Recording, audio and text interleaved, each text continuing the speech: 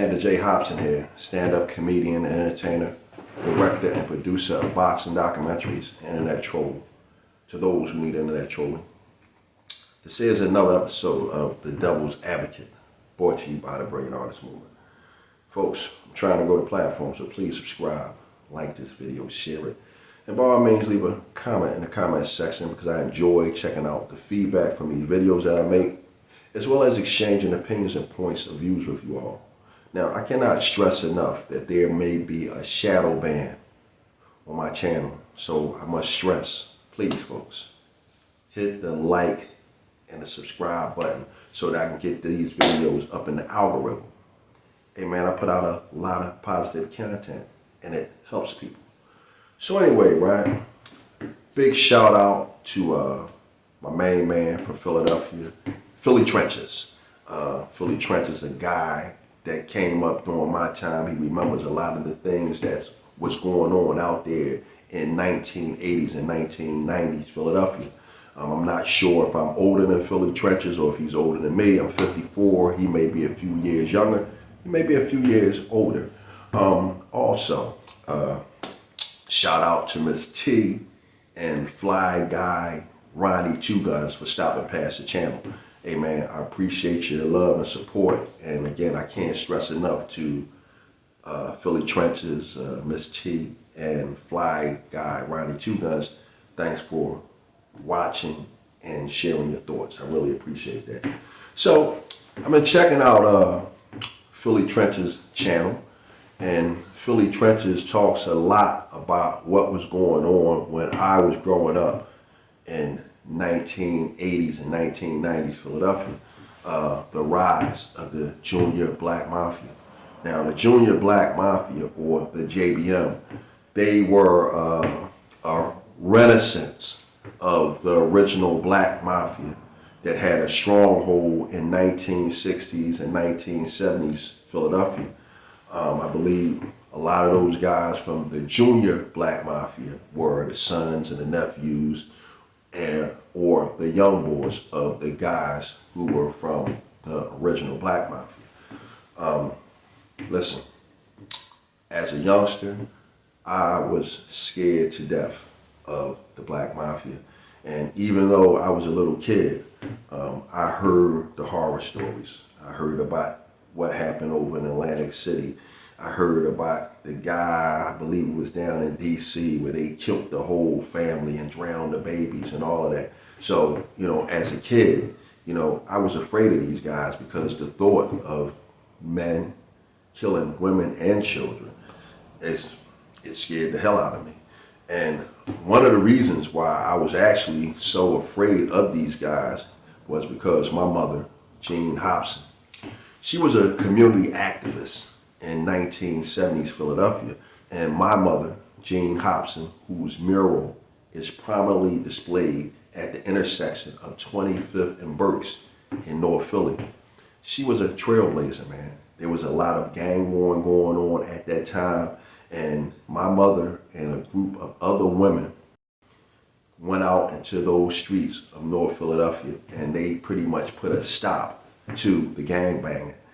Of course, they didn't stop violence, but the actual organized gang war, 24th and Berks against Redner Street, and Redner Street against Dolphin Street, and all that nonsense. My mom and her friends, they went out there and they put a stop to that. They had the full support of the Philadelphia police and then Commissioner Frank Rizzo, because they were being proactive in taking back their community. But I said all that to say this.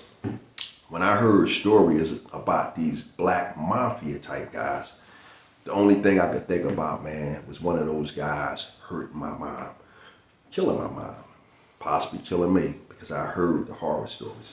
Now, when I think about the Black Mafia in 1970s Philly, I used to hear about the Muslims all the time, man. And I used to hear about how these guys used to shake people down and do all kind of bad things to them. And I often heard about Temple Number 12. And vada ving, vada voom. Would you believe that years later, I would find myself doing boxing videos with the captain of Temple Number 12, Leon Muhammad. I think it's safe to say that Leon Muhammad and I have a bit of a friendship. But at the end of the day, when I was growing up, Leon Muhammad was one of those guys that I was afraid of. You first came home. Time out real quick, sir. Folks, for those of you who do not know, this is Leon Muhammad, former boxing trainer and cut man, matchmaker, and former captain of Temple Number 12 in Philadelphia, Pennsylvania. When I say Temple Number 12, I'm talking about the FOI, I'm talking about the Nation of Islam. And I said all that to say this, folks. If you were to look up, maybe about 45 years ago, and Leon Muhammad was looking at you, 9 times out of 10. I just wanted to put that out there, sir. FYI, my cousin has or had a child, or my late cousin had a child by one of Sam Christian's daughters. Again, I don't really know these guys. I heard their names before, but one thing for sure and 2 things for certain. A lot of these dudes were some very bad guys, which brings me to my contemporaries. The JBM, which was ran by JBM boss Arron Jones. These guys had an edict, get down or lay down. Basically, simply put, you do business with us or that's your ass. Kind of sort of like in South America when them guys said, hey, lead or silver, your choice. You do business with us or your ass is dead. Now, back during this time, I was a bit of a small timer. You know, I was in the armed forces. I'd done a little bit of work at the hospital, and it was a lot of money out in the streets. And I did my thing. I done just enough so I can say that I've done it.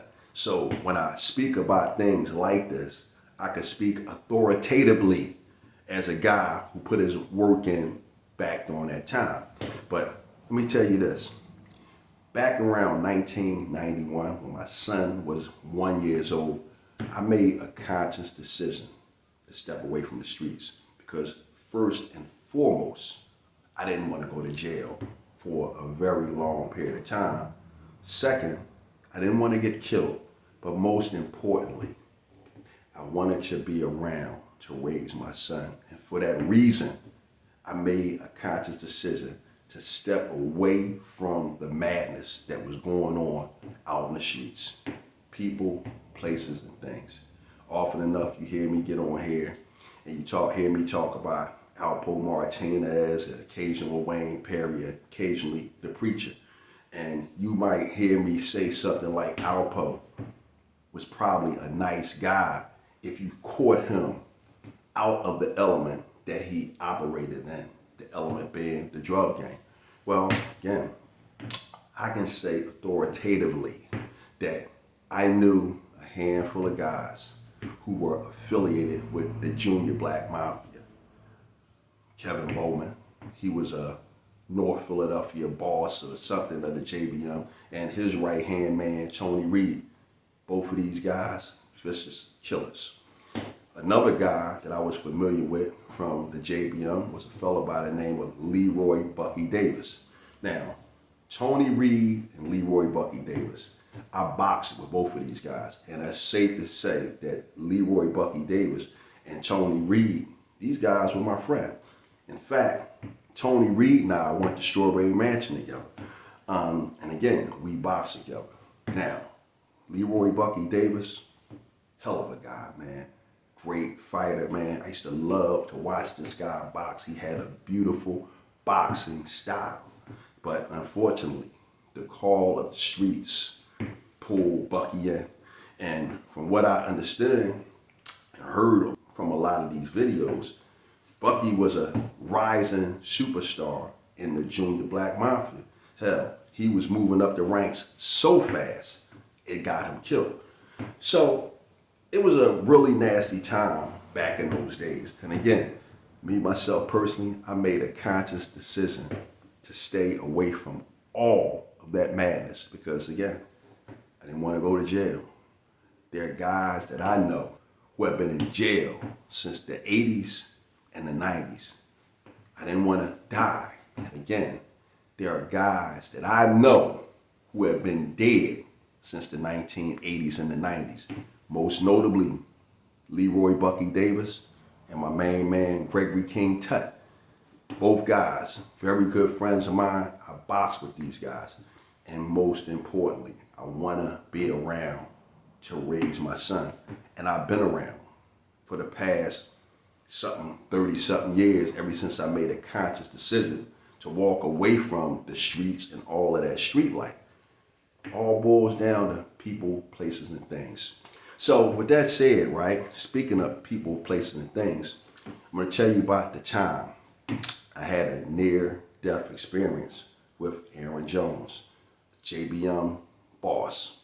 So I'm home on leave from the U.S. Marines, and I'm hanging out at a club on 29th Street, which was between Diamond Street and Dolphin Street.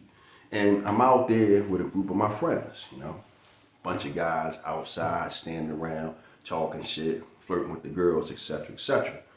And the next thing you know, this guy comes walking out the club, and he has 2 chicks with him. And he walks right past me and the guys that I'm with, and as he passes by the other group of guys, maybe like about 4 or 5 groups of guys standing around outside, somebody started catcalling the chicks.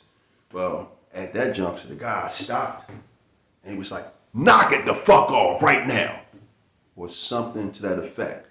And the next thing you know, man, it's utter silence out there. It's actually like the guy had punked everyone who was standing outside. Now, I didn't feel punked by the guy because I didn't say nothing to the guy's old lady. And to be absolutely honest with you, I thought he was totally justified in saying what he said. Now, at this point, right, one of the guys who was with me, he was just fixing his mouth to respond to the guy. I know that he was fixing his mouth to respond to the guy because I know the guy that I'm telling you about. And just as he was about to utter a peep, I put my hand on his shoulder. I said, "Yo, man, don't say nothing to that guy." And my buddy was like, "Man, fuck that." I said, "Yo, don't say anything to that guy, man." I said, "First of all, you know he has a gun." I said, "That's number one. But number two, it's something about that guy, man. Don't say nothing to him. Let that one go." Said all that to say this. Years later, I opened up the newspaper, and dead smack in the middle of the paper is a picture of the guy from that night, Arron Jones. The same guy. I said, "Hey, yo, knock it the fuck off," or something to that effect. So, I figured I'd share this experience with you. I've been getting a lot of views and a lot of subscribers on my channel owing to some of this type of content. I honestly don't care to tell war stories about old gangsters, but the flip side is if there's a teachable moment in any of these stories that I tell, then hey, I'm going to do my best to try to give it to you, and hopefully somebody out there can get something out of it. What do we get out of this right here? Well, what I believe the message in this video is, it's all about people, places, and things, man. At some point, you have to grow up and mature. And when you grow up, people, places, and things, you stay away from bad people and fucked up places, and that way bad things won't happen to you. See, guys like Alpo Martinez, Arron Jones, and Preacher, and Wayne Perry, the difference between guys like them and guys like us is those are guys that have no boundaries. They go too far. They have no limits. And because they have no limits, hey man, that's why them guys are either dead or they're sitting in jail for the rest of their life, man. And let me tell you something. I found myself sitting behind bars a handful of times for things that I did. Never no state time or nothing like that. Just the night in jail. And even with it being just maybe 24 hours of my life, It's never been worth it. There's never been a situation that I got locked up for that when I thought about it or look back at it, that I would say it was worth going to jail for. If you ask Arron Jones right now, was it worth it?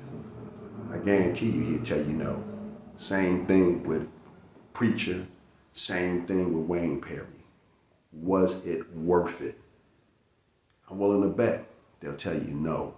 See, that's the difference. You got some guys, they don't think about the consequences of their actions until after they commit the infraction. It's too late then. You understand? It's not what you do, it's how you do it. But at the end of the day, it's never worth it. Point blank period. Alpo. I've grown fond of Alpo for making videos about him. But I'm willing to bet as Alpo was laying there bleeding out, if you asked him, was it all worth it? More than likely, he would probably tell you no. So this is what I was thinking about. Hopefully, somebody can get something out of this video. And if you didn't get a message out of it, hopefully I entertained you. So with that said, folks, I'm done with it. Bam!